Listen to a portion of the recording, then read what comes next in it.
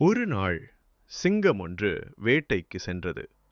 ஆனால் அந்த நாள் அது எந்த விலங்கையும் பிடிக்க முடியவில்லை. சிங்கம் பல முயற்சி செய்து களைத்துப் போய் உட்கார்ந்தது. அதன் மனதில் ஒரு மெல்லிய குரல் கேட்டுக்கொண்டிருந்தது. இன்று உணவு இல்லை என்றால் நாளை பசியால் சாக வேண்டியிருக்கும் என்று. ஆனால் சிங்கம் தனது முயற்சியை கைவிட்டது இல்லை. அது மறுபடியும் எழுந்து முயற்சி செய்தது. பல வெற்றிகளை கண்ட சிங்கம் மறுபடியும் தோல்வியை சந்தித்தது. இன்னொரு முறை தன் முழு கவனத்தையும் மான் மீது வைத்து முயற்சி செய்தது. இந்த முறை மானை பிடித்தது. இதிலிருந்து நாம் கற்றுக்கொள்ள வேண்டியது, வாழ்க்கை எப்போதும் எளிதாக இருக்காது.